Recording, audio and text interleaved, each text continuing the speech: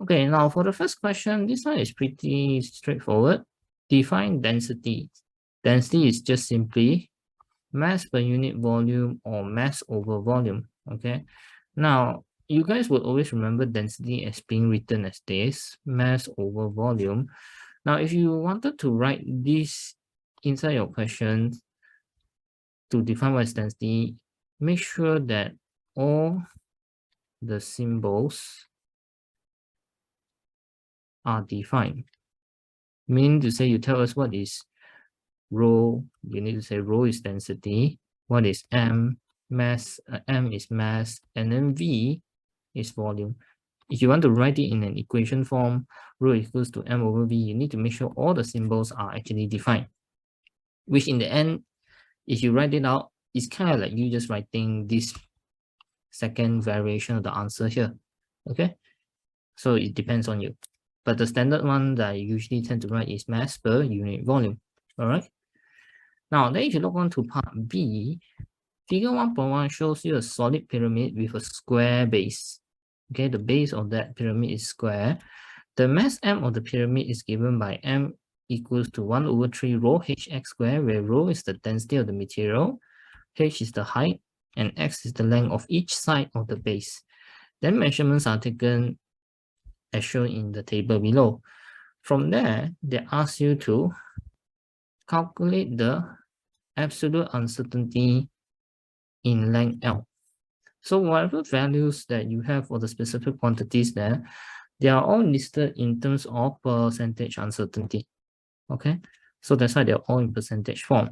So when they ask you the absolute uncertainty in the length of x, if you're talking about for x, there were some things about uncertainties that you would have learned last time.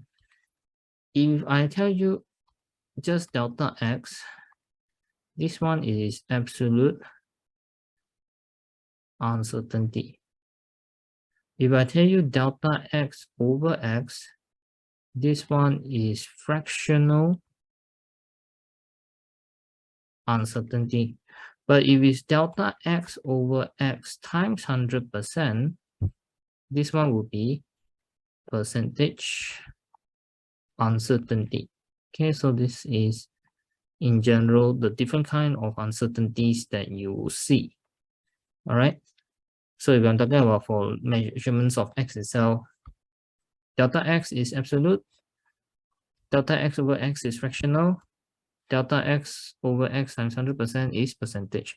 So here the question specifically wants you to find out the absolute uncertainty in the length measurements of x. And you already know what is the percentage uncertainty here.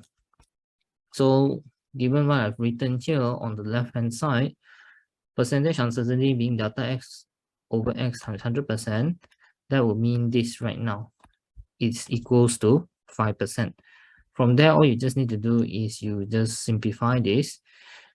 You already know what is the value of x. This one is already known as 4 centimeter. What you really want to find out is delta x. This is what you want to find out. Okay. So sum in all your values. Delta x over 4 equals to 0.05. You're going to get plus minus 0.2 centimeter. Okay. Now the plus minus sign before the absolute uncertainty is actually not really required to be written. You can just omit it if you want to. All right. Yeah, and one last thing to mention here is this.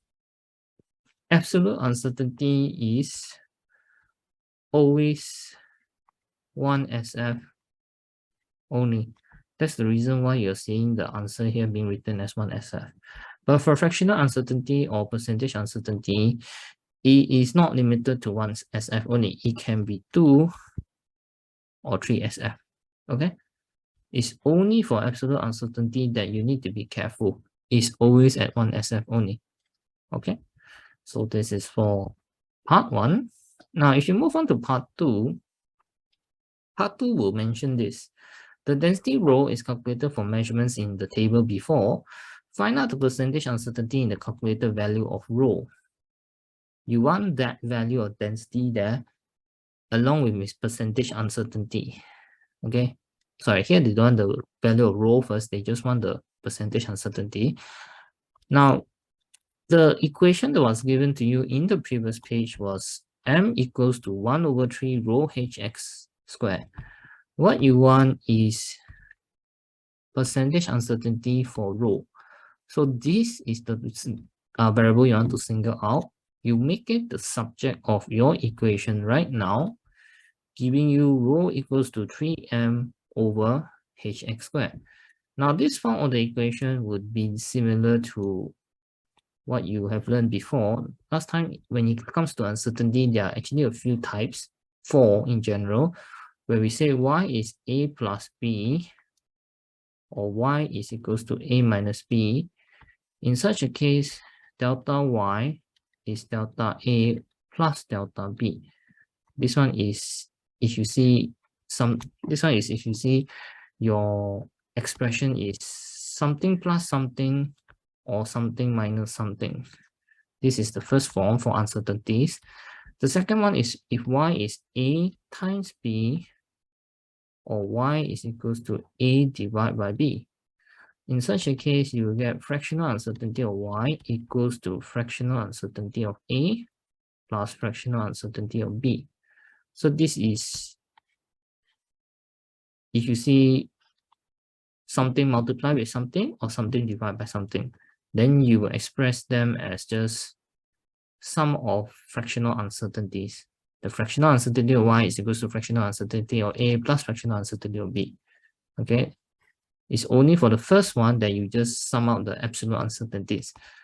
Then the third one that you will have learned is where something is raised to a power. So if I tell you y is a power m, b power n, or y is a power m divided by b power n, then your uncertainties will be delta y over y equals to m times delta a over a plus n times of delta b over b. Okay, this is if you see them being the product or multiplication, being the product or quotient of each other, and they are raised to a certain power. You just bring the powers down and you're still adding up the fractional uncertainties together. Okay, so this for this one. Yeah, another thing I should probably mention here is that sometimes some people look at the second expression here, y is equals to a power m, b power n. They will say, isn't this the same as you saying a power m and then b power minus n? So then after that they say, because I say that the power should be brought downwards, it should be brought downwards and put at the front when you express it in terms of fractional uncertainty. Now the thing here is that this negative must be ignored. Okay. Okay, so this negative is ignored. The reason is because uncertainties can only add up, not subtract.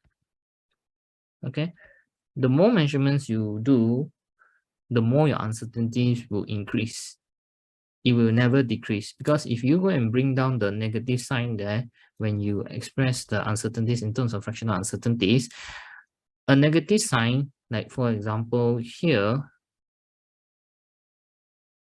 would mean that your uncertainty actually decrease, your resulting uncertainty actually decrease. So this also then means that it could be a case where if you do even more calculations, even more measurements, your uncertainty will decrease to a very, very small value. This is actually not logical, okay? So never minus your uncertainties. Always add your uncertainties together, all right? So that's the reason why we are ignoring the negative sign there, okay? So that is for that. There's also one pretty special one, but you normally don't encounter this in P2, more like for P4 actually. If I tell you y is n times of a, or y is a divided by n, then your uncertainty of y is either going to be n times of delta A or delta A over n. Okay, this one is the special case, right? These are specific to this. If it's y delta A, then uncertainty of y is n times of delta A. If it's y over delta n, then absolute uncertainty of y, then absolute uncertainty of y will be absolute uncertainty of A divided by n. Now, this one is under the assumption that y is a multiple or submultiple of n.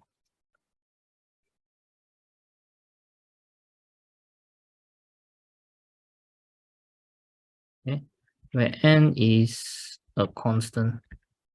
Okay, the keyword is that if you see y is a multiple or submultiple of n, then usually your uncertainties will be multiplied or divided together. Okay, but this one is a special case. You normally don't see this in P2, you only see this in P1. Once we go through P1, I'll try to find one example on this. Okay, so these are all your different uncertainties that you need to know, all the different uncertainty types that you need to know when it comes to calculating them up. So in your case, rho is 3m over hx squared. This one is actually similar in form to this one here. Okay, that's why here I would say that my fractional uncertainty of rho is equals to fractional uncertainty of m plus fractional uncertainty of h plus 2 times of fractional uncertainty of x. Okay, there's a power 2 here, which I actually brought down. Now, you will also notice that in this expression here, there's a 3, right? This 3 is ignored because it is a constant with no uncertainty. Is a constant value. 3 is not a value. 3 is just a constant value. It's a fixed value. There's no uncertainties to it. That's why it's ignored. Okay. So fractional uncertainty of your density is fractional uncertainty of mass plus fractional uncertainty of height plus 2 times fractional uncertainty of x. You need to find out what are your fractional uncertainties. This one, you can actually work it out from the previous table in the previous page. These are all percentage uncertainties given here. If you wanted to change them to fractional uncertainty, all you just need to do is you divide by 100. Because you can see from what I wrote on the left-hand side, from fractional to percentage, this one, all you just need to do is you multiply by 100%. Okay, I don't have enough space here. I'll just write it here then. You want to go from here to here, you multiply by 100%. But you want to go the other way around, from percentage to fractional, you just divide by 100. Okay, that's what you're doing here for your table. You divide them by 100, you're going to get them in fractional uncertainties, giving you 0 0.02, 0 0.05, 0 0.04. Okay, so with that in mind, then you just sum in your values. You get fractional uncertainty of density is 0 0.02 plus 0 0.04 plus 2 times of 0 0.05, giving you 0 0.16. Okay, but the question wants the percentage uncertainty. What you have here is just in fractional form. These are all in just fractional form. You want to change them to percentage form, just take what you have in percentage in fractional form, multiply by 100%. You will get the answer in percentage, which is 16% right over here. Okay, so this is pretty straightforward. Now, the next one, the last question, they ask you the square base of the pyramid in B rests on the horizontal surface of a bench. Use the data from the table previously to calculate the average pressure of the pyramid on the surface of the bench. The uncertainty of your answer is not required. They just want the pressure value. No need to write out any absolute uncertainty associated with it.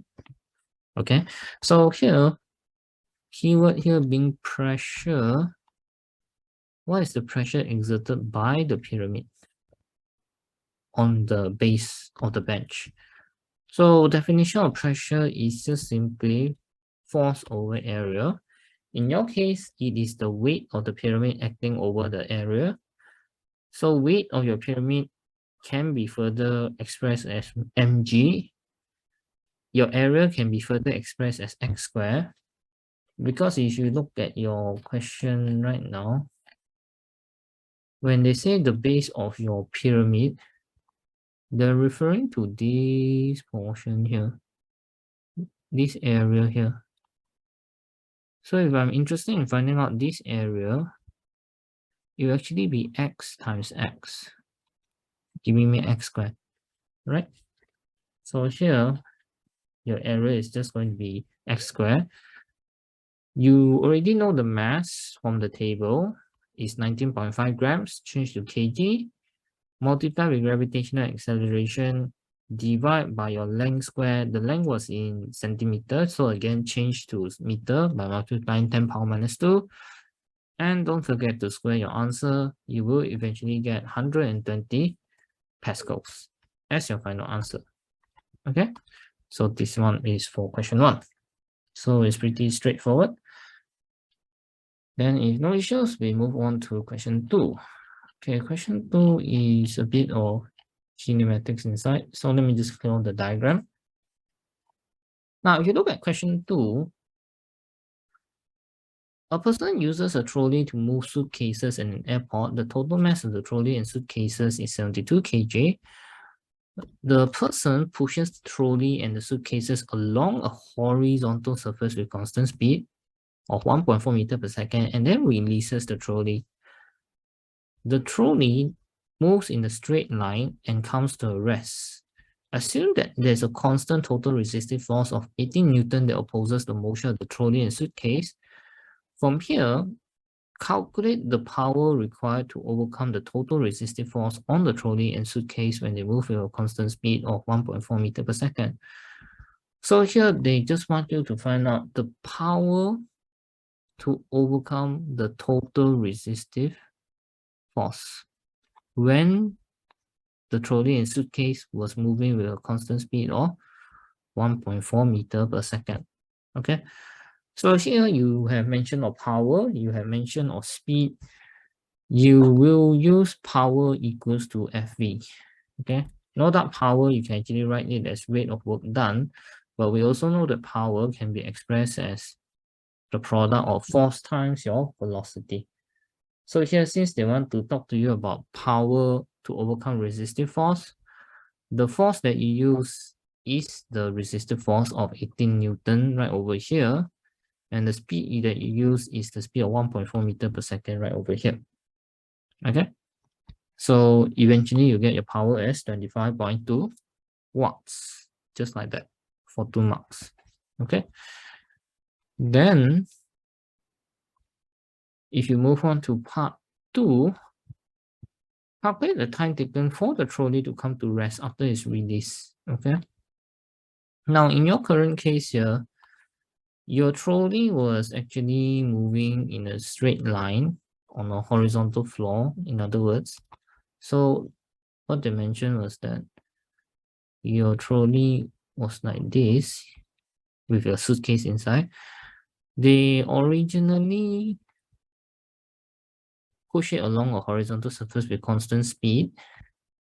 That speed was 1.4 meters per second, and then they released the trolley.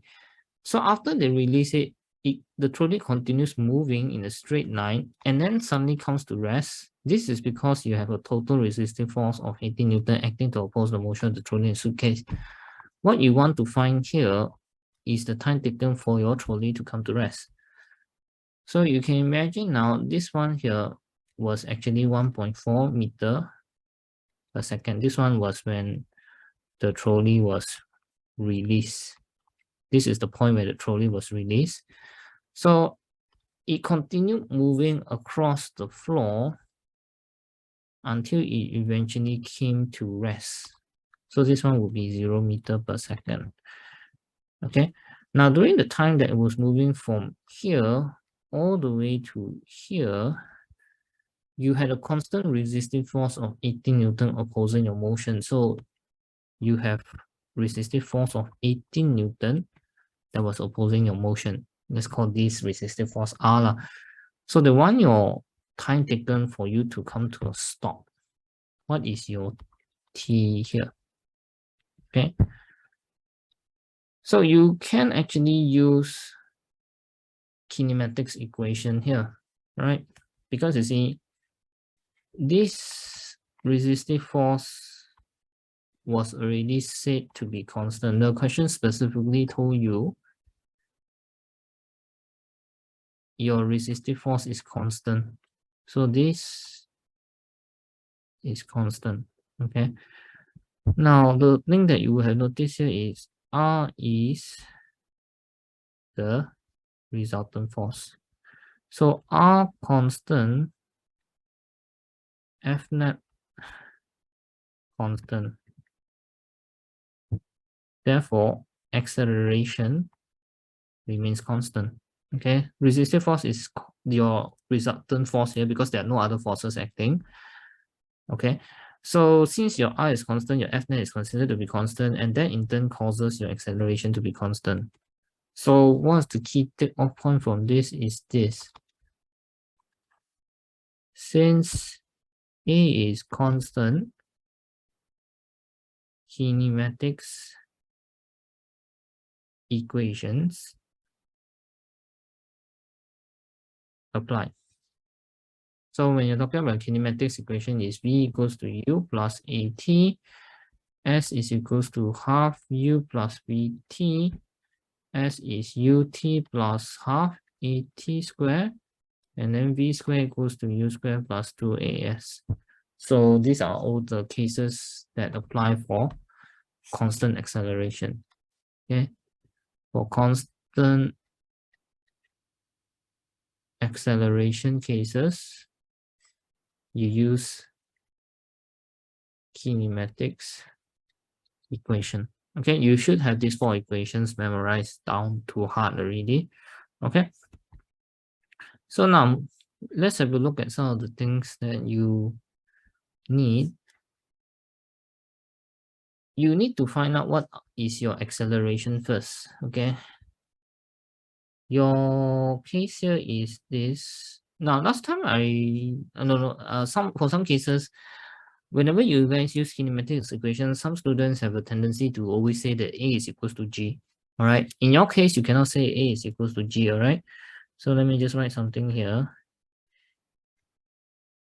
A is equals to G only when the object is falling and the only force acting is the weight. Okay. You can really only say that acceleration is equals to G when the object is falling and only force acting is the weight. Okay. In your case, it doesn't apply. Your object is not falling and the force acting is not the weight. Instead, the force acting is your resistive force, 18 Newton. Okay. So here, this will tell you that your A is not G already. You need to find out what is the value of A separately. So to find out the value of A, that's the reason you needed to use F net equals to MA here. Okay. So let's just say, for example, I assume my acceleration direction is over here, going towards the right. Okay. I assume my acceleration direction is going towards the right. I apply F net equals to MA. Now, my R is my net force acting. This is the only force here. So this is my net force now. But because you see my R is acting towards the left, but my A is assumed towards the right. So in my case, my R is negative 18. Okay. Then my mass, I already know it as 72 kg. So this one will be 72 times 8. My A is negative 0.25 meter per second squared. Okay, so this is me already finding what is my acceleration for this particular case. The negative there just means that it's supposed to be acting opposite to what I assume, because I assume that A is going towards the right. So if I get a negative sign here, it just means that my A is actually acting towards the left. Okay, you can just leave it here, the negative sign. Now the next part will be where you apply your kinematics equation. B is equals to U plus AT. So before you want to apply a kinematics equation, you need to know what are the variables that you have and what are the variables that you do not need. So in your case, you already know a few things. You already know what is U. You already know what is V. You do not know what is your S. You do not know what is your T. Okay, and then your acceleration, you already found out as negative 0.25 meter per second squared. Okay, so there's really only two unknowns here, the displacement and the time. But what you want is time, not displacement. So in your case, if you look at these two unknown variables here, displacement is not what you want, time is what you want. Okay, so you look at your kinematics equation, because your displacement is not what you want, you just ignore any equation with displacement inside. That would mean that you do not use equation number 2, equation number 3, nor equation number 4. You would just use equation number 1. Okay, that's the reason why you use V equals to U plus AT here. Okay, so then you just sum in your values. You will get 0 for final velocity, 1.4 for initial velocity, and then negative 0.25 for your acceleration times t. So t here is 5.6 seconds. Now here, when you apply a kinematics equation, I did not write this here, I assume that going towards the right is positive because my initial direction of motion is rightwards. Okay, and because my acceleration just now here I already know was going towards the left, it will still be maintained at negative. Okay, so I don't really bother anything. I didn't really do anything to the negative sign. It was still brought over. Okay, so your time here eventually becomes 5.6 seconds, just like that.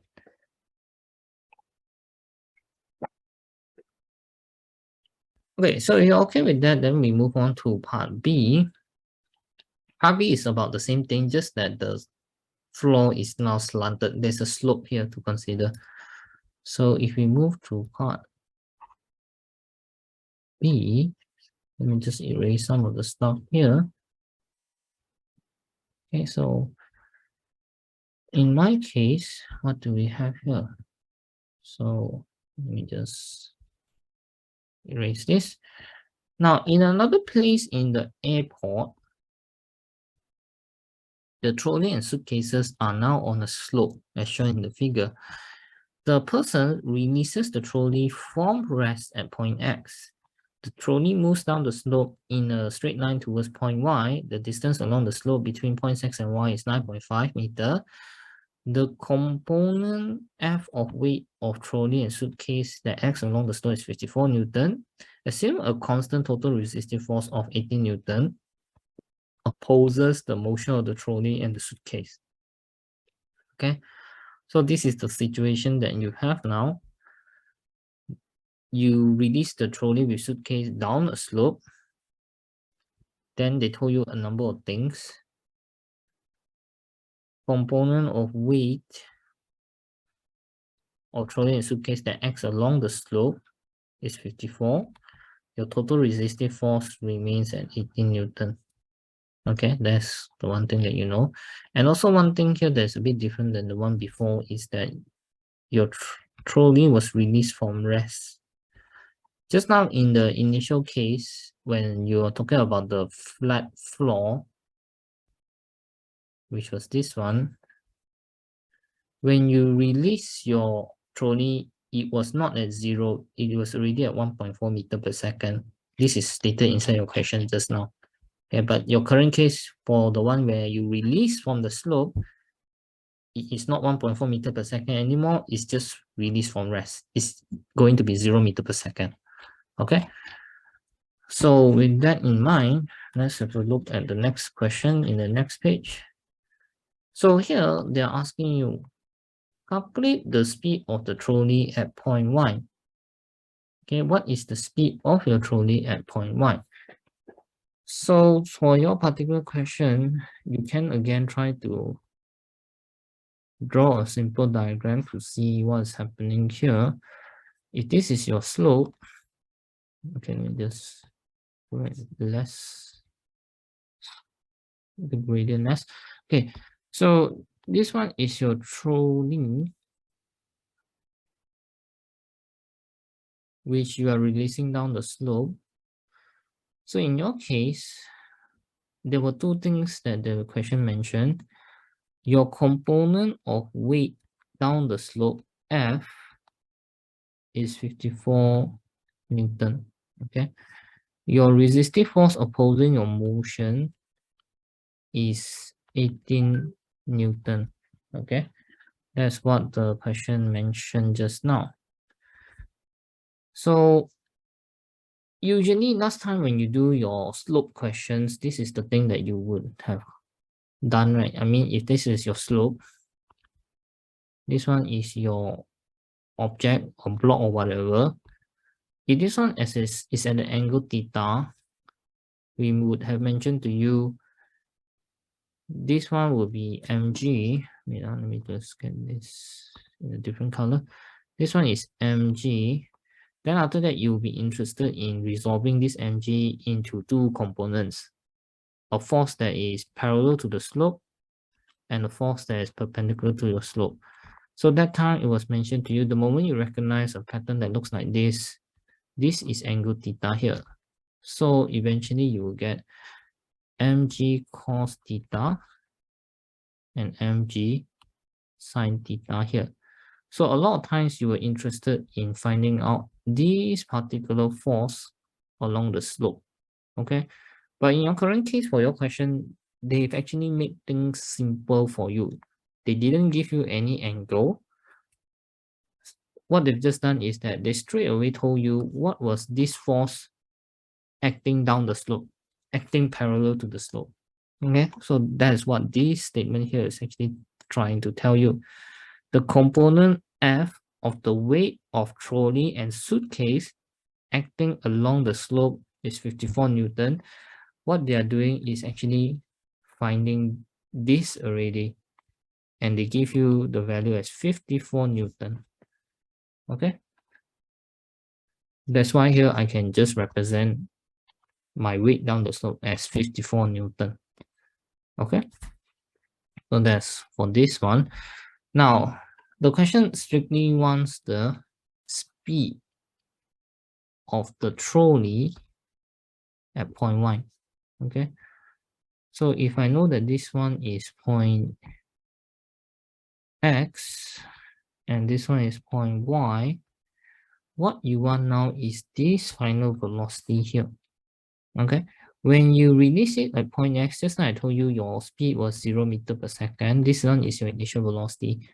The question already said that you release it at point X from rest. So U is 0 meter per second at point X. Okay. And one thing also that they did mention to you is the distance, if I'm not mistaken. Did they? Yeah, they did mention the distance as 9.5 meter too, from X to Y. So there's an additional thing here that they did mention to you. This part here is 9.5 meter. Okay, so this is what you have. Now, from here, there are a few things again that you do not know. Notice that you do not know what is the acceleration A. You do not know what is the acceleration A. You do not know what is the time in addition to your final velocity here. These are the three unknowns here that you do not know. Okay, but your acceleration is something that can be found. This one here, A, can be found from F net equals to MA. Okay, the A here again is not going to be equals to G, because here I mentioned to you A is only equals to G if you see your object falling and the only force acting is the weight. Right now, when you look at your question, it is not the weight that is acting. It's not just the weight that is acting. There's two separate forces here. So I know for a fact this will not be equals to G. I need to find out separately what is A here. So that's the reason why you use F net equals to MA here, just like before. Okay. Now same thing, you assume an acceleration direction. Let's just assume that going down the slope is your acceleration A. Any force following the direction of your acceleration will be positive. Any force opposite to your direction of acceleration will be negative. So this one here, you will say that F is considered to be positive for you, R will be negative for you with respect to the direction of the acceleration. So this one will be F minus R equals MA. It will be 54 minus 18 equals to 72A. So your acceleration is now 0.5 meter per second. Okay. So now you have found out your A is 0.50 meter per second square. Okay. So now before you even apply kinematics equation to find the speed, you again look at what are your two unknowns here. Your V is your unknown, your T is your unknown. But out of these two, which one is actually the one that you do not want? What you wanted was the speed. The time is not what you want to find. Okay. So if you look at your kinematics equation again, since time is not what you want, you just disregard any equation with time inside. So that means first equation is out, second is out, third is out. Only the last one should be used. That's why now you use v squared equals to u squared plus 2as. Okay. So initial velocity is 0 plus 2 times acceleration plus multiply with your displacement 9.5 meter, you will get the final answer as 3.808 meter per second square. Okay, not meter per second square, sorry. You will just get the answer as 3.08 meter per second. All right. So that's how you will do this question. Just now I did mention to you your 9.5 is your displacement. Okay. So that's how you do this. Yeah, for your current case, v squared equals to u squared plus 2as. I assume they're going diagonally downwards like this is my positive sign convention. Okay, it follows your initial direction of motion. So since your A is following that same direction, it is just going to be positive here. There's no negative. All right. So this one should be okay. Now then you move on to part 2. If you move on to part 2, calculate the work done by F for the movement of the trolley from X to Y. So this one, they are pretty specific in asking you what was the work done. They are specific in telling you they just want the work done by force F, which is this one. Let me just indicate on the diagram for you using a different color. They specifically want what is the work done by this force F of 54 Newton. Okay, so here your work done is the work done by 54 Newton only. Okay, because this F here that they mentioned is the weight acting along the slope or parallel to the slope. So they ask you to work done by that force alone. You just use W equals to Fs, take the force, take the distance. So remember that when you're talking about W equals to Fs, this one must be distance move in direction of force. So since your force is diagonally downwards, your distance used must be the one that is diagonally downwards too, which is the 9.5. Okay. So you get your answer as 513 joules, just like that. Okay, so if this is okay, then you move on to part 3. Now the trolley is released at point X in the time of t equals to 0. On figure 2.2, sketch a graph to show the variation with time t of the work done by F on the movement for the movement of the trolley from X to Y. Numerical values of the work done and the t are not required. Okay, so here just be careful a bit of what is the graph here. The graph here that you're supposed to do is the graph of work done by F versus t. Okay, this is the graph of work done against t. So that's one thing to note. Now, if I mentioned to you that W is equals to Fs, if you just look at the one that I just wrote at the top here, this one, sorry, let me use a different color. If you're talking about W is equals to Fs, one of the things that I did mention in one of the recorded lessons, when you want to use W is equals to Fs, the F here must be a constant force. Okay, it must be a constant force. If your force is known to change, you cannot use W equals to Fs. W is equals to Fs only works if the force was constant in the first place.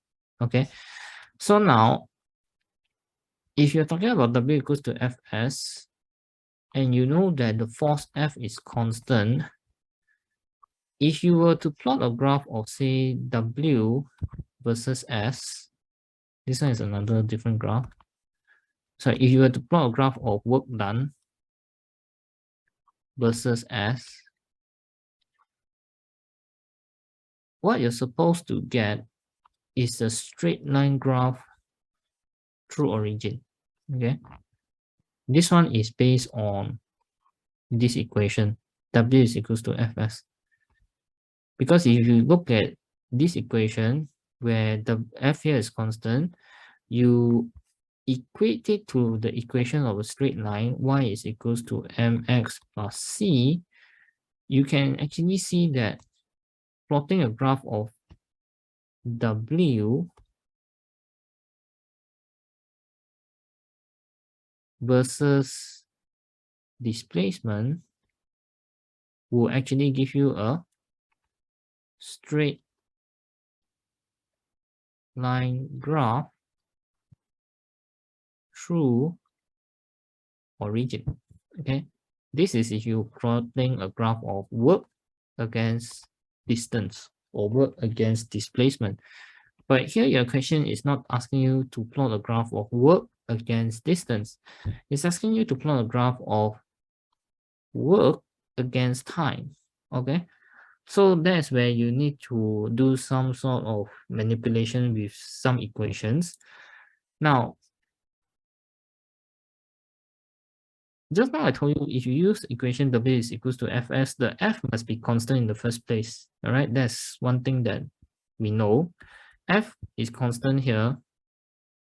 W is proportional to distance. The work done is proportional to distance.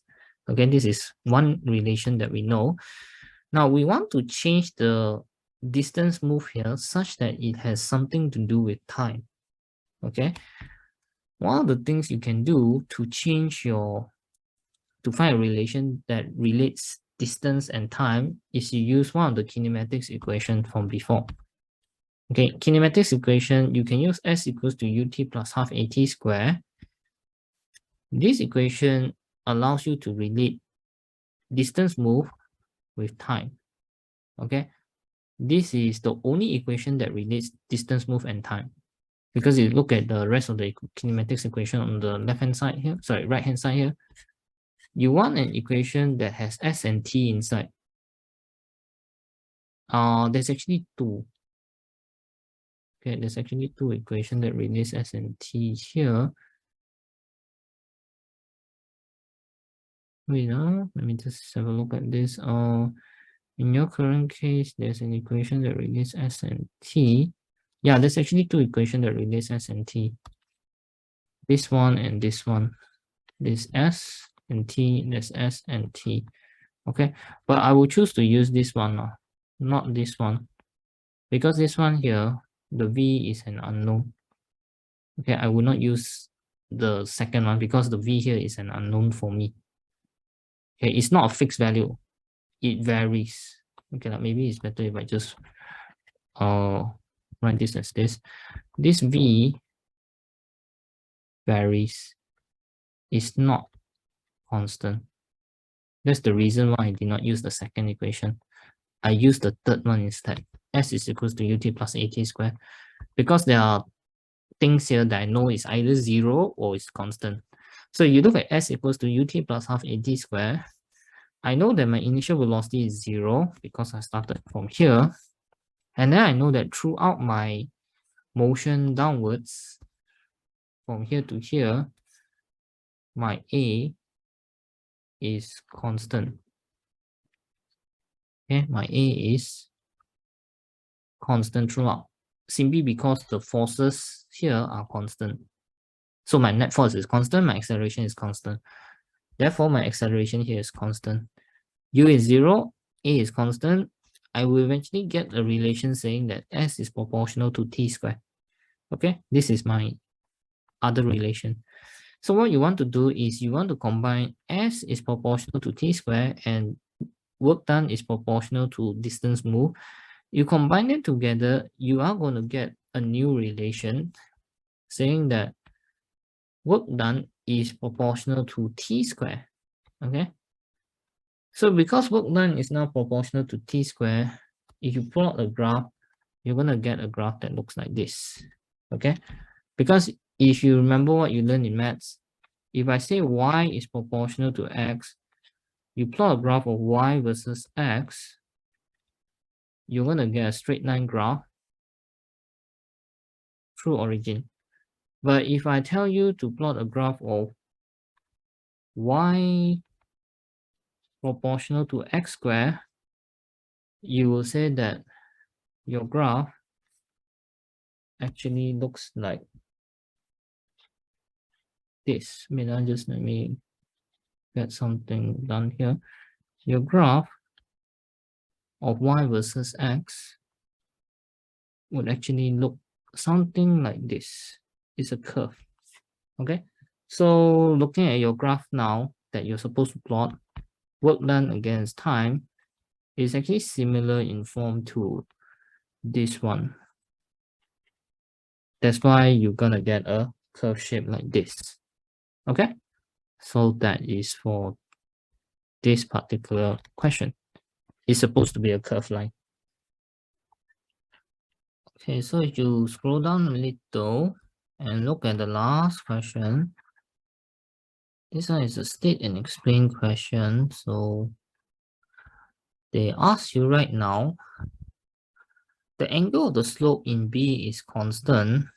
The frictional forces acting on the wheels of the moving trolley are also constant.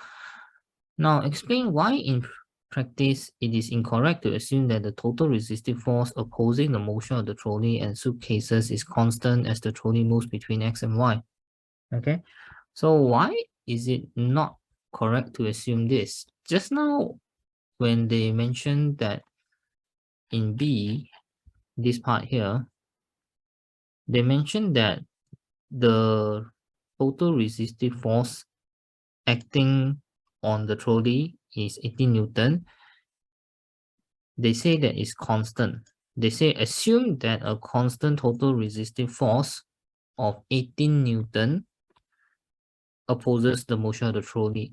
So specifically, they made mention that it is constant here. Now in part C, they are asking you now, why is it actually not correct to assume that the resistive force is constant? Okay, so they made mention of a few things too for you. They mentioned that in your case, the slope was constant. The frictional forces between the wheels, the frictional forces acting on the wheels of the trolley are also constant. So angle constant, friction on the wheels is also constant, but why is it that I cannot say that total resistive force is constant here? Now it's because you have to take into account that total resistive force here, the word total means that it is actually a combination of different types of resistive forces. Okay, so in your case, when you're talking about total resistive force, the total resistive force acting on your trolley could be due to friction on the wheels, and it could also be due to air resistance. Okay, so these two resistive forces, friction on wheels and air resistance, could add up to give you your total resistive force, which in your case you assume was constant here. You assume constant here. All right, so let me just rewrite this. This one you say is assume constant. So question now says, why can't I say it's constant here? Now, the part where they say frictional forces acting on the wheels of the moving trolley are constant, this one is already established to be constant. The only thing left that they never really mention is air resistance. Okay, so here you can actually see if air resistance increases, it will cause your total resistive force to increase, isn't it? So what is the thing about air resistance that you know last time from forces, dynamic, and pressure? From that chapter, you learned that air resistance actually increases with speed, isn't it? So here, your air resistance is actually increasing with speed.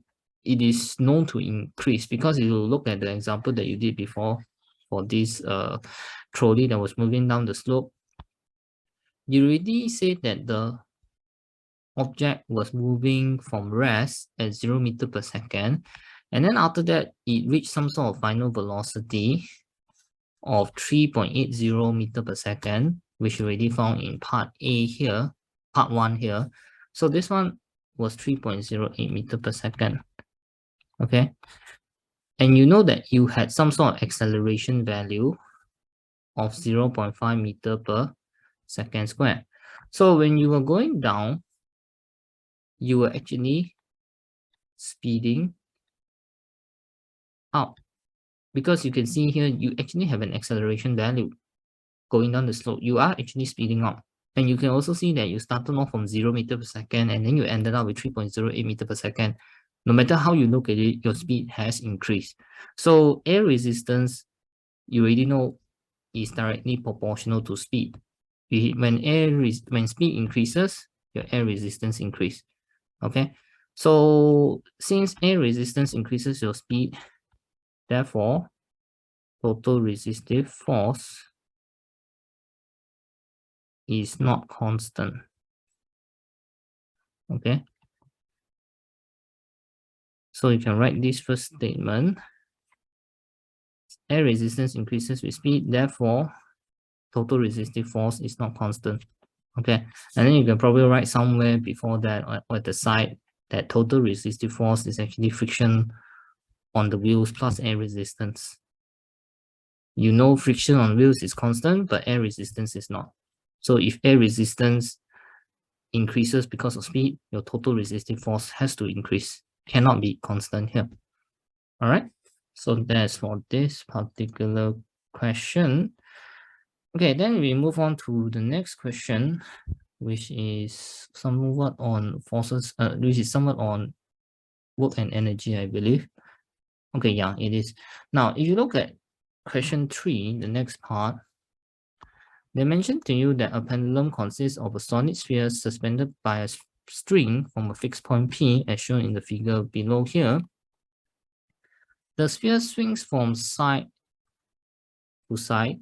At one instant, the sphere is at its lowest position, X, right over here, where its kinetic energy is 0.86 joules, and it has a momentum of 0.72 Newton second in the horizontal direction. And then subsequently, a short time later, the sphere is at position Y, right over here, where it is momentarily stationary at a maximum vertical height h above position X. This string has a fixed length and negligible weight. Air resistance is also negligible here. And then in part A, they mentioned this. On the figure itself, draw a solid line to represent the displacement of the center of the sphere at position Y from position X. So draw a solid line, not dotted line, to represent the displacement of the centers of the sphere at position Y from position X. Okay, so if you recall, displacement, formally displacement is defined as this. Now, displacement is defined as distance from a reference point in a specific direction. This is the formal definition of displacement that you will normally use in your exam. Distance from a reference point in a specific direction. There is also another definition of displacement also that sometimes is used in the textbook, but not so much in your exam. Displacement can also be thought of as straight line distance between 2 points. Okay, so in your case, you just draw one straight line connecting the centers of the sphere at position X and Y, which is this one. Okay, maybe I better draw it as a solid line here in red. It's basically this one. Okay, the red line I just drew on the screen, that is your displacement. Okay, and for part B, they want you to show that the mass of the sphere is 0.3 kg. Okay, show that the mass of the sphere is 0.3 kg. Now, there are some things that you know from the diagram. They mentioned to you that at position X, you have a momentum of 0.72 Newton seconds acting horizontally. Okay, that's what you know. And then they also mentioned to you that kinetic energy is 0.86 joules. Okay, they give you these two values at position X, the kinetic energy as well as the momentum. Now you can actually relate both of them to get your mass. Now, how do you relate both of them? You can first say that momentum being the product of mass times velocity, velocity is therefore momentum divided by m. Okay, momentum divided by the mass. And then secondly, kinetic energy being half mv squared, since you already know that velocity is momentum divided by mass, you can sub this inside here. You will get half m p over m squared, which in turn gives you Ke equals to half p squared over m. Now you already know the momentum value, you already know the Ke values, from which you can now find out what is m.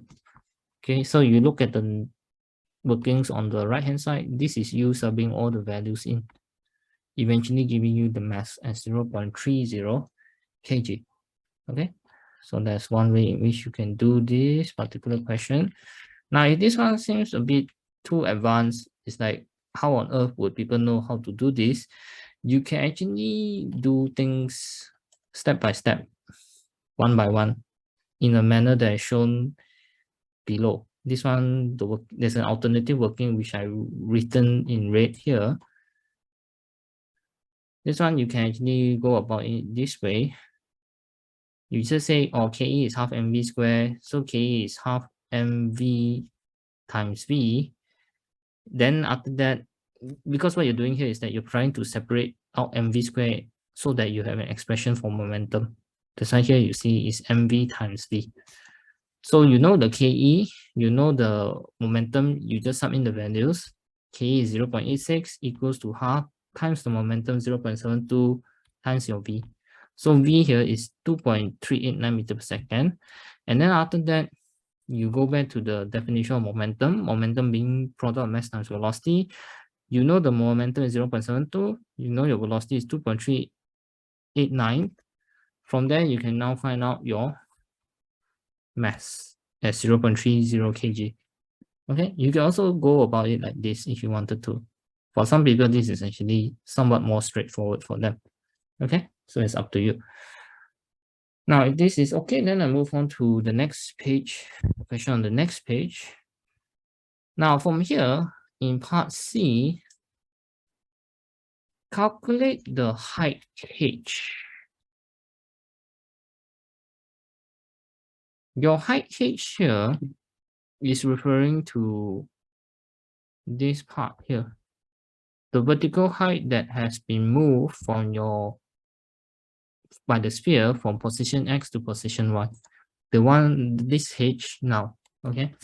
So this height being your vertical height, you probably already know you have to do something with GPE here, the equation for GPE here. So what can you do here? You can actually say something like this. When your pendulum was here like this, let me just draw it out. Your pendulum was here. It probably would be better if I just draw the diagram. Just give me a moment. You know, I need to draw it nicely like this. The pendulum was here. And then it subsequently moved to this position here. Like this. So you want the vertical height change, which is this one, okay? So you can see that when you go from here to here, because your height increase, your GPE would drop, okay? And then after that, you also know that because you slow down, your KE is dropping. Now, initially, your question mentioned to you that KE here is 0.86 joules. And then after that here, your KE would be 0. Because there's something here from the question that told you, that kind of implied that to you. If you look at the question description in the previous page, they told you a short time later, the sphere is at position Y, where it is momentarily stationary. At position Y, it is momentarily stationary. That means to you that your velocity here is 0. So your KE is 0. That's why I can say that the KE is 0 there in the first place. Okay. So KE there is 0. That's why I can say this now. My KE has decreased. When I went from here to here, I've actually started to slow down. My KE has actually dropped. Okay. Because it went from some particular speed to 0. All right. So that's for that. Now, then after that, you apply conservation of energy here. You can actually say that whatever change in GPE you have is actually equals to the change in your KE. Basically, here what we say here is that your KE increase is equal to your KE drop. Okay, there are no other energy changes involved here. No air resistance also to consider, because here they told you air resistance is negligible. So you do not need to consider work done against air resistance. Okay, so it's just strictly GPE and KE here. All right. So in your case, you sub in your workings. Change in KE is change in GPE. Change in GPE is MGH. Change in KE is KE bottom minus KE top. So one thing I should mention to you here is, why is it KE bottom minus KE top and not KE top minus KE bottom? Just remember this, for energy changes, always take higher value minus the lower value. Okay, doesn't matter whether it's initial minus final or final minus initial point, just take whichever value is higher minus of the lower value. In my case, I already know this one at the bottom is 0.86 and the one at the top is 0. So I take the K at the bottom minus the K at the top. Okay, so this one will give me 0.86 minus 0 equals to the mass times gravitational acceleration times h. My h would be 0.292 meter. Just like that. Okay, so this is pretty straightforward. Now for part D, they mentioned this. The distance between point P and the center of the sphere is 0.93 meters. When the sphere is at position Y, the string is at an angle of theta to the vertical. Show that theta is actually 47 degrees. Okay. So I've actually drawn a diagram here to illustrate what they wanted. Now, when they say that the distance between point P and the center of the sphere is 0.93 meter, is referring to this one. Okay. You can imagine that your sphere, the center is right over here. Okay. The distance between point P was originally here. If you look at your diagram, point P is this part here, right? Okay. So the distance between point P and the center of the sphere is 0.93 meter, which is this one. Okay. So when the sphere is now at position Y, the string now forms an angle of theta to the vertical. So this same string is now right over here. Okay, the center of your sphere is now right over here, and the distance from P remains at 0.93 meter. Okay. Now, when your string moves from this position, vertical position, to this diagonal position here, you have formed an angle theta to the vertical. The question wants you to find this angle. To find this angle, you have to do a bit of geometry here. Now, when you try to draw your diagrams properly, you will notice that you can actually form a right angle triangle right over here. And the one that I just highlighted in red is actually your right angle triangle. Okay. This is your right angle triangle. Now you would know this side here, the blue color side that I will highlight here, I will draw here. This blue colored side here is 0.93. This one is actually the hypotenuse side of your right angle triangle. So you need to know the other two sides, one of the other two sides. Either you need to know the opposite side or the adjacent side. So in your case, you can actually find out what is the adjacent side. What I mean by that is that you can actually find this side. Maybe I should label it in black. You can actually find this side, the one that I just drew in black here. This is your adjacent side. Okay, so how do I find the adjacent side I just draw in black here?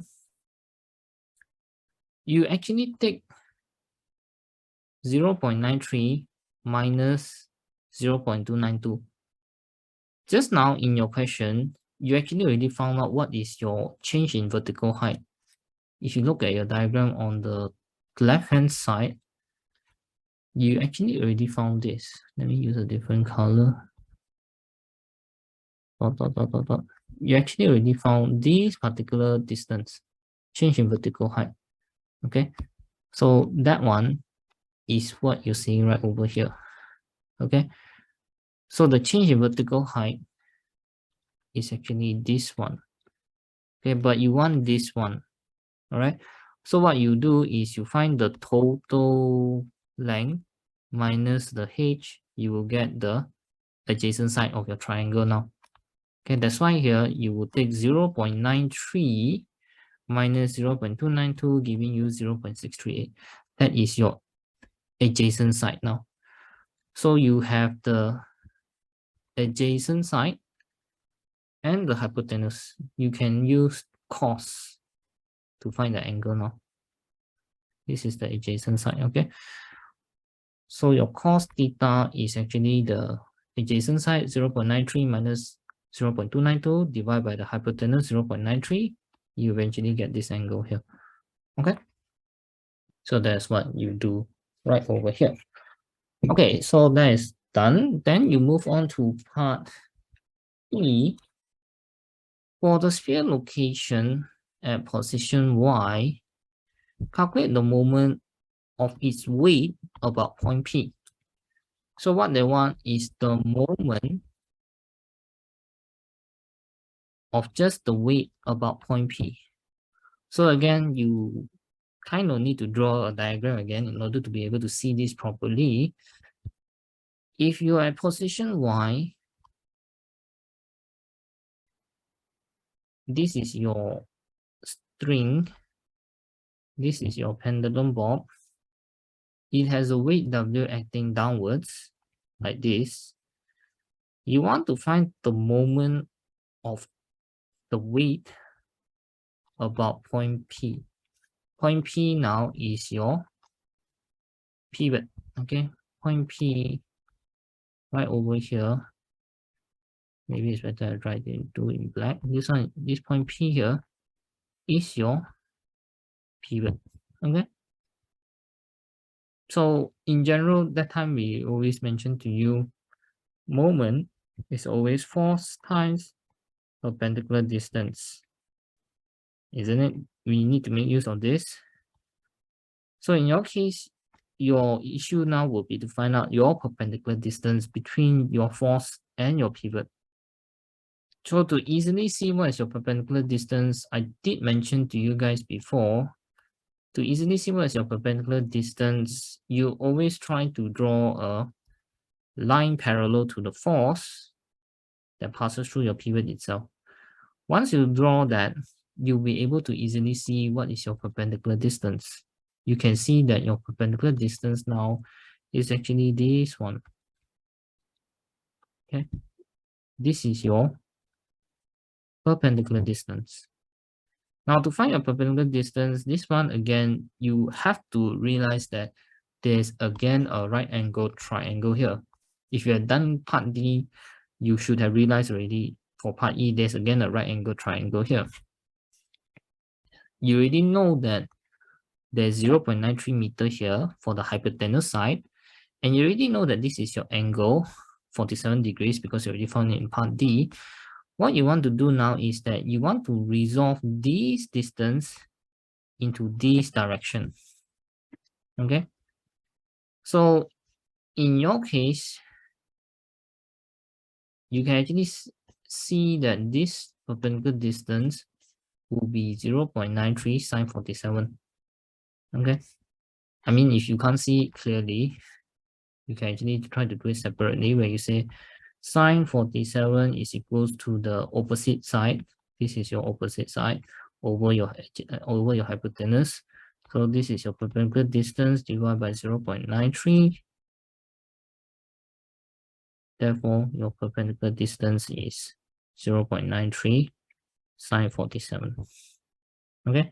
But for some people, because you've already done resolution of vectors or distances a lot of times, straight away they know what to do, because they can see that if you are talking about this distance here, wait, let me just draw it again.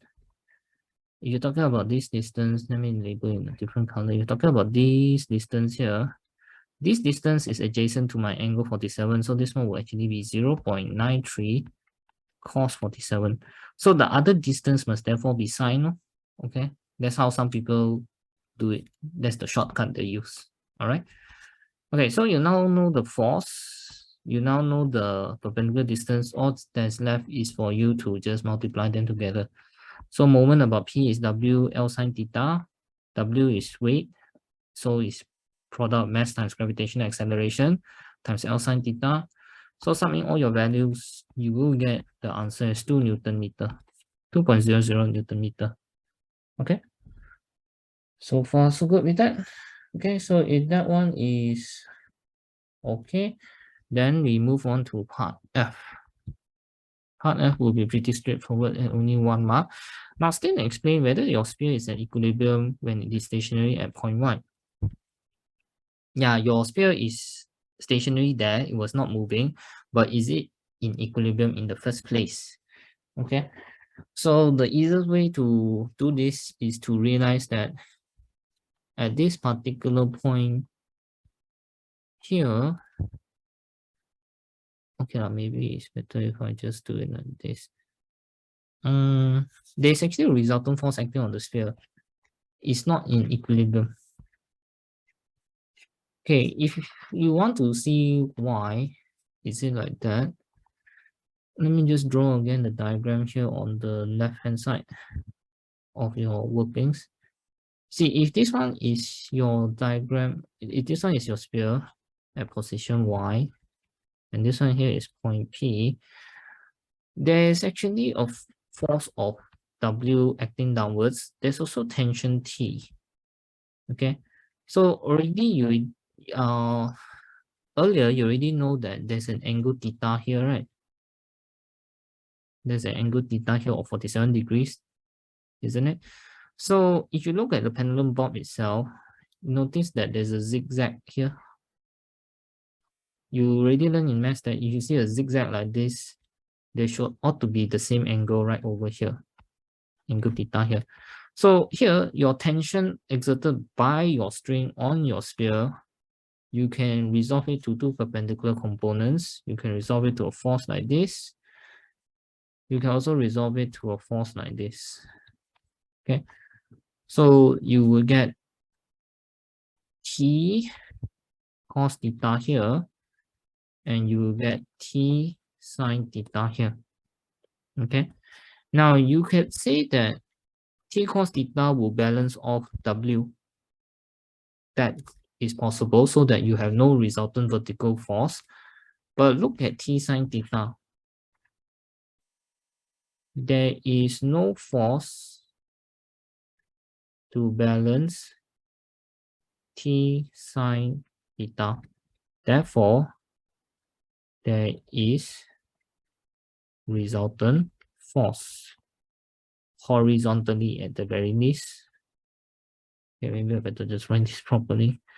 Therefore, there is resultant force horizontally. Therefore, there is horizontal resultant force. Okay, so it cannot be in equilibrium in the first place. Equilibrium is no resultant force in any direction. Okay, so if you try to analyze your forces on your sphere, you will notice that there's a T sine theta acting horizontally that isn't balanced by any other force. So there's a resultant force. It is therefore not in equilibrium. Okay, so that is one way of doing this. If you're just looking at the forces itself, the marking scheme also gave you another different answer. This one is based on moments. There is a resultant moment about P, thus it is not in equilibrium. You can also say that. Okay, but the keyword that you must always have is that you say there's resultant force or resultant moment. You must have the word resultant there. Okay, so that's for this particular question. Then I move on to your next one. So let me clear off everything here. Next one ought to be waves. Okay, now waves, this one will be a mix of superposition already. Okay, now for question 4, for progressive waves, state what is meant by wavelength. So these are all definition questions that you have learned before. So if I give you something like this, just give me some time to just draw your wave.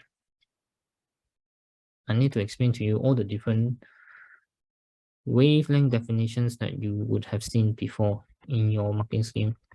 This is, sorry, this is displacement versus distance. Okay, displacement versus distance. Okay, when you're talking about wavelength, the first thing that will come to your mind is that wavelength is probably this. This one is your wavelength. Your wavelength could also be this. Okay, it can be any number of things. Okay, so simply put, the ones that I would usually put in my notes for wavelength is shortest distance between 2 points that are in phase with each other. Okay, the keyword is shortest distance for 2 points that are in phase with each other. When we say in phase, it could mean crest and crest, trough and trough, or equilibrium position going up or equilibrium position going up. Those are what we mean by points that are in phase with each other. Okay, and it must be the shortest distance. Okay, the keyword is shortest distance. If you just write, for example, here, distance between 2 points that are in phase with each other, it is a bit ambiguous because when you say points that are in phase with each other, I mentioned that it could be crest and crest, right? So you look at your diagram here, there's actually another different crest here, like this. This is another crest. But do I say that the distance between this crest and this crest is my wavelength? It isn't, right? This one is not correct. Because if you just look at the diagram like this, you already know this is not your wavelength. So you want to put it in words, you must say shortest distance between 2 points that are in phase with each other. If you just write distance between 2 points in phase with each other, it's already wrong because it's a bit ambiguous. People can say you are meaning this one and this one. Okay, so you must have the word shortest distance. Okay, now some other variations of the answers that you might sometimes see in your marking scheme would be something like this, where they say is minimum distance between two wavefronts, which is kind of like shortest distance between your crests. Okay, again, you see they emphasize minimum distance, which is the same as shortest now. Or they could word it in another different way where they say it's distance between two adjacent wavefronts. So here the emphasis is on adjacent wavefronts. When they say it's adjacent wavefronts, it also implies minimum distance or shortest distance. Okay, it means the same thing. Now, some other different definitions that are less commonly used but still nonetheless accepted would be using wavelength is the distance moved by a wavefront during one period, or distance moved by energy during one cycle or oscillation. These are the least common ones, okay, but still nonetheless acceptable. Okay. Now, then you move on to part B. Part B is saying that light wave from a laser has wavelength of 460 nanometer in a vacuum. Calculate the period of this wave. So the moment you see mention of it being a light wave, the first thing that comes to mind is that it is an EM wave, therefore its speed must be 3 times 10 power 8. And they subsequently give you wavelength and the one period. The next thing that should come to your mind is V equals to F lambda. So frequency is the reciprocal of your period. It changes to 1 over T times lambda. From here, you can now sub in your values and find out your period. Sub in for V, sub in for wavelength. You can finally find out what is your period. It's 1.53 times 10 power minus 15 seconds. Okay, so far so good. Then you move on to C. Light from the laser is incident normally on a diffraction grating. Describe the diffraction of the light waves at the grating. Okay, so what is meant by diffraction of light waves at the grating is worth 2 marks. The definition is always pretty standard. When the waves pass through or enter the slits, the waves spread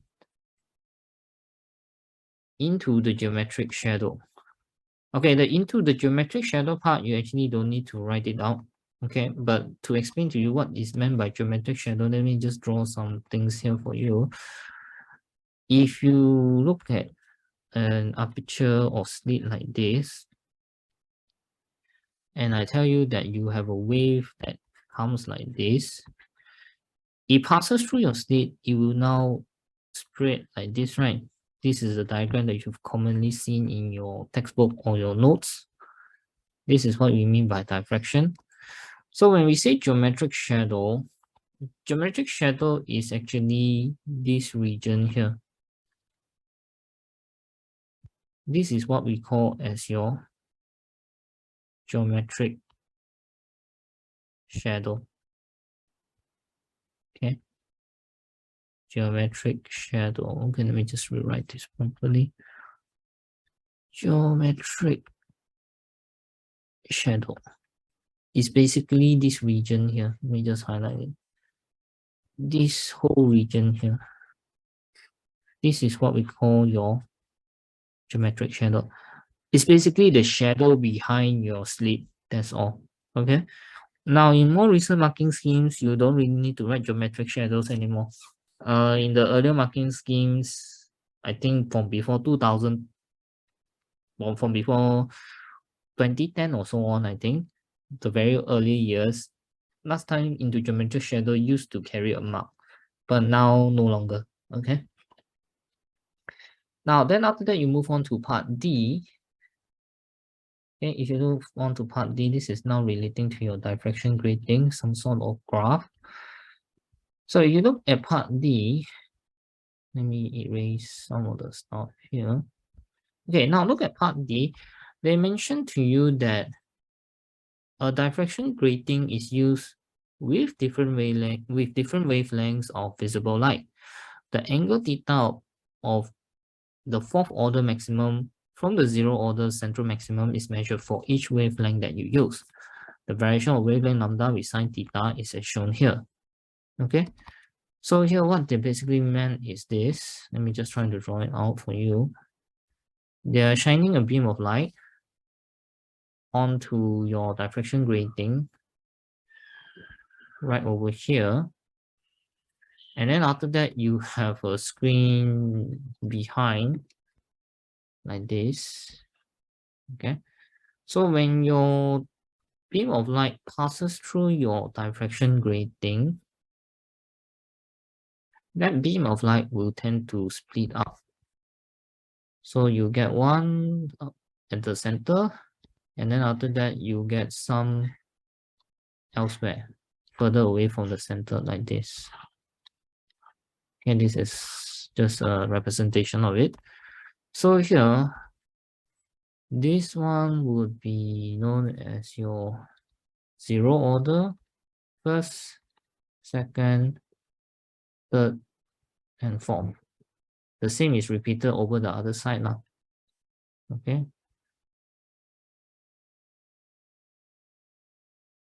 All right. So what they mentioned here is that for the beam of light that you use, you're using different values of wavelength, different values of visible light, and you're specifically measuring the angle formed by the fourth order light that you have. So if I'm looking at the fourth order, there's a certain angle that the fourth order forms with respect to your center line, right? Okay, so they're using different wavelengths, and then they're measuring the angles specifically for the fourth order whenever they change the wavelength. That's what you're seeing right over here for your graph. It's showing you the variation of your sine theta with different wavelengths. Okay, so the question is actually on the next page. For that part, they mentioned this to you. Just give me a moment to erase everything. They mentioned that the gradient of your graph is g. Determine an expression in terms of the gradient g for the distance d between the centers of the two adjacent slits in your diffraction grating. Now, the centers of two adjacent slits in your diffraction grating is actually referring to d. Okay, we already know that diffraction grating is always going to be using d sine theta equals to n lambda. This is the equation for diffraction grating that you will always use. They're asking you to find an expression for d. Okay, yeah, this one they already kind of mentioned it here to you also. Okay, so how do you relate d with gradient? You make use of the equation d sine theta equals to n lambda. Because they've always been using fourth order, you can actually just sub in n equals to 4 here. Okay, d sine theta equals to d sine theta equals to 4 lambda. Then after that, you want to change your graph, you change your equation such that it's in the form of a straight line equation. Because just now, if you look at your diagram, they gave you sine theta against lambda, right? That is what you have in the previous page. It's a graph of sine theta against lambda.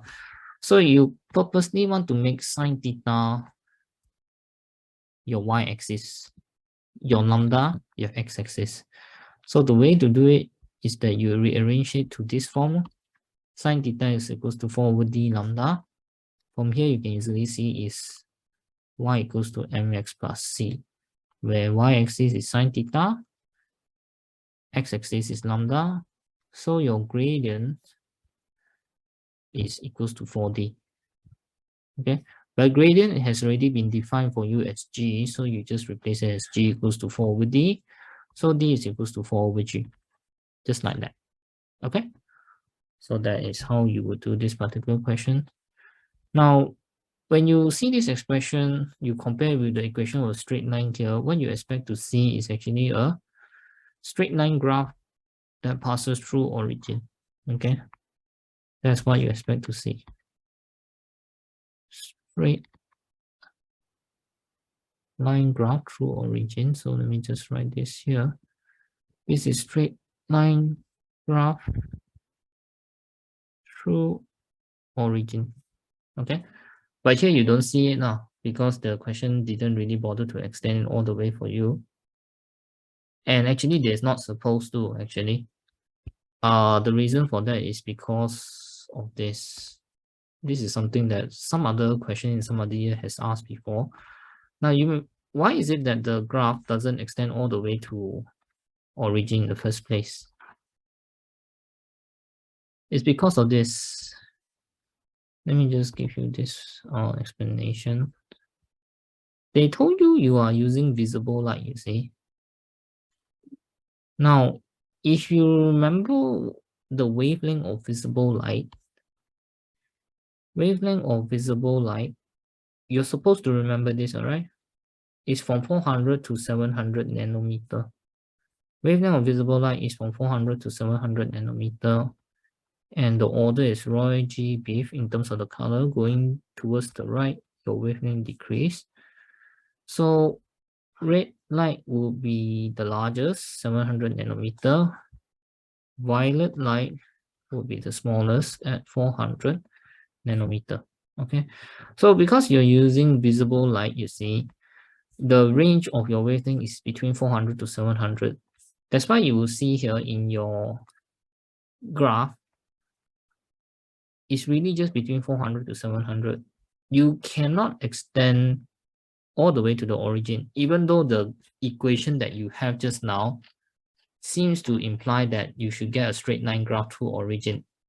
Okay, but now you cannot do that because the question has specifically mentioned you're using visible light. The range is just between 400 to 700. It cannot go all the way to origin here. Okay, so that's just one thing for you to kind of understand, because it's kind of related to question part 2 later on, where you need to draw another graph. Okay, so let me just erase whatever you have here, and then we do the second part. Now, if you look at the second part of your question, they ask you on the same graph, sketch a graph to show the results that will be obtained for the second order maxima. Here, you're doing the same thing again. You're just changing the wavelength, but this time you're measuring the angle for second order maxima. So again, you're repeating the same experiment, but you're this time measuring the angle for the second order instead. Okay, this one maybe you're doing theta 2 lah. Just now you were doing for theta 4. Okay. So what is the graph that you expect to see here? So again, you still would use back the same equation, d sine theta is equals to n lambda. Originally, we say that when n is equals to 4, you will get sine theta equals to 4 over d lambda, where gradient is 4 over d. This is the working that was shown earlier for part 1. Now, if you repeat your experiment, but for different order number, let's just say for n equals to 2, d sine theta becomes 2 lambda, and then sine theta equals to 2 over d lambda.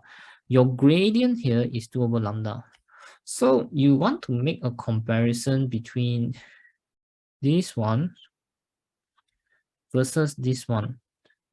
Now, what has actually changed between the first and second gradient? You will notice that your gradient has actually been half. Okay, you divide by 2, you're going to get 2 over 2, right? So your gradient is actually half. When you want to draw your graph in the given figure, you need to draw your gradient as having half. So what you're going to end up with is basically this line here. You need to draw a gradient that is half. Wait, which one is the line that I drew already? Both look kind of... Okay, the one at the top is actually the one that is the original one. Okay. So in your case, this was the original line for n equals to 4, if I'm not mistaken. This one is the line for n equals to 4. Okay, so you need to draw a line that is having a gradient half that of before. Okay. So in your case, there's also another thing that you also needed to know. Okay, d sine theta equals to n lambda. If you are talking about d and sine theta being constant, n is, sorry, not d, not this one. If you're talking about d and lambda being constant,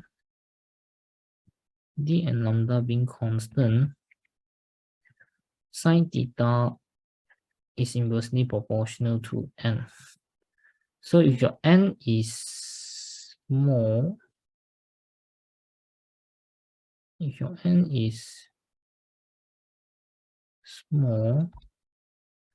your sine theta will be big. Am I talking? Oh, sorry, wrong relation. Sine theta is proportional to n. My mistake. Sine theta is proportional to n. Okay.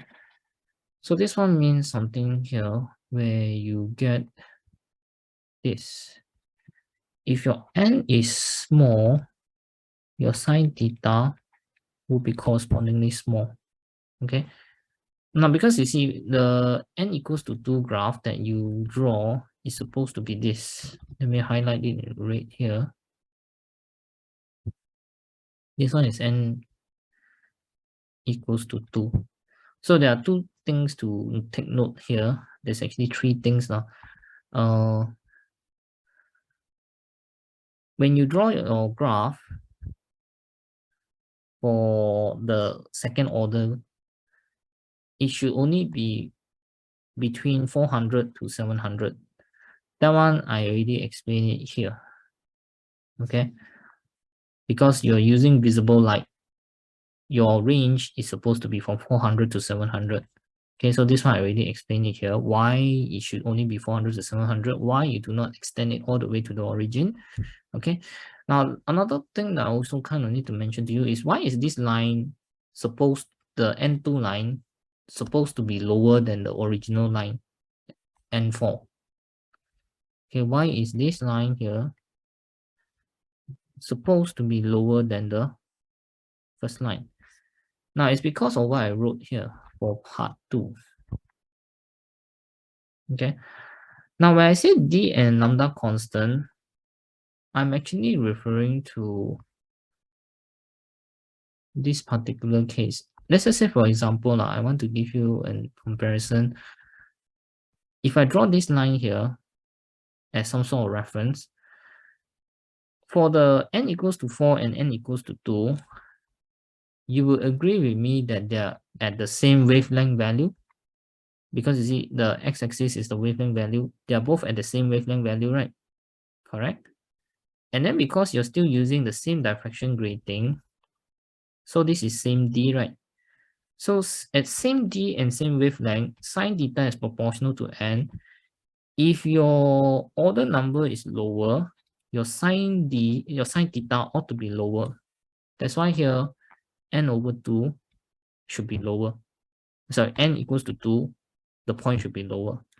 Now, if I again give you another comparison, let's just say I give you somewhere right in the middle here. It's again the same thing. At this blue colored line here, your wavelength for n equals to 4 and n equals to 2 is actually still the same. And your d is also still the same. So d and lambda still being constant, sine theta is again proportional to n. So the lower order number would have a lower value of sine theta. So that kind of explains to you why n equals to 2 again will be lower here. Okay. Now you go and apply the analysis anywhere, you will still get back that same conclusion. You will always see that if you look at a vertical line on the graph one by one, your wavelength for n equals to 2 and n equals to 4 would always be the same. So lambda constant, d constant, sine theta proportional to n, the lower order number will always have a lower value of sine theta. Okay, this one explains to you this. it's better if I write this out now. The lower order graph, the graph for lower order number. This one explains to you why graph for lower order number is always lower than higher order number. Okay. Number 2 explains to you why graph for lower order number is always lower than the higher order number. Okay. Number 1 explains to you why wavelength range is from 400 to 700 nanometer only. Okay. It does not extend to origin. It's also explaining to you why it does not extend to origin. Okay. So that's what I needed to do here. Okay, then after that, the number 3 one is what I actually just did here. This one here. This one is conclusion number 3, which I need to write for you. The working you can actually copy later. So the number 3 point that I wanted to make here is that at n equals to 2, gradient is half that of n equals to 4. This one is one thing that we've established. It is half. Okay, so how do you go and make sure your gradient is half? There's this one thing here that you guys can use. This is how I normally do it. When you guys are doing gradient, this one I probably need to write at the side here. I ran out of space. I think I write it here. Now, gradient calculation, generally speaking, is your change in y over change in x, right? Isn't it? Now, if you're looking at your graph right now, this one is considered to be your change in x-axis, and it's kind of fixed for the n equals to 4 as well as n equals to 2. The delta x for both is the same. So here, delta x is constant. That tells you that gradient is directly proportional to your change in y. Okay? So now, from here, you just look at how you get your gradient. Your change in x is the same for both. If I tell you that this is your n equals to 4, your change in y is actually this. Okay, your change in y is actually this. So notice that it's actually about 10 boxes in your case. But your delta x is actually 15 boxes. Okay, let's just write it here, 15 boxes. Okay, so now if my gradient is supposed to be half, okay, this one let me use a different color. If my gradient, because I know the gradient is directly proportional to your change in y, if my gradient is supposed to be half, that means my delta y is supposed to be half too. Okay, so at n equals to 4, my delta y is 10 boxes. So if I want half the gradient, my delta y must be half. So I need to have 5 boxes only. So if I'm looking at this point, I want to get half the gradient, I need to have only 5 boxes. So this is my delta y at 5 boxes.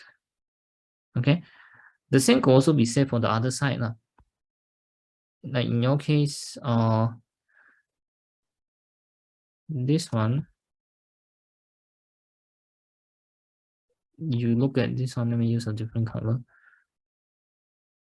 This one here is actually already 6 boxes, right? This is your delta y at 6 boxes for this point. If you want to halve it, it should be right over here. This one should be 3 boxes. This one will be a new delta y at 3 boxes. Okay, what you're basically trying to do is that you pick these 2 points, because these 2 points will define for you your gradient, you see. So you want to get half your gradient. You look at this point, how much is your delta y? You halve it from 10 boxes, it becomes 5 boxes. And then for this point, it was 6 boxes, you halve it, it becomes 3 boxes. It now will define for you 2 new set of points, which is this one and this one. So you draw a line joining both of them. This one will be your new line whose gradient is actually half. Okay, right? So that's how you actually do this kind of question. Your marking scheme actually just gave it in a very simple manner. They just say you must have a straight line from 400 to 700 nanometer that's always below your printed line. But they never really kind of explain to you why must it be from 400 to 700? Why must it be below the printed line? Why can't it be above? Okay. And then after that, the next part of the marking scheme, they say straight line has smaller gradient than the printed line and is 5 small squares high at wavelength of 700 nanometer. Okay, that's what they just mentioned. Why must it be at 5 small squares in the first place? It's because it's kind of relating to this. Okay, so with this, we are done with question 4.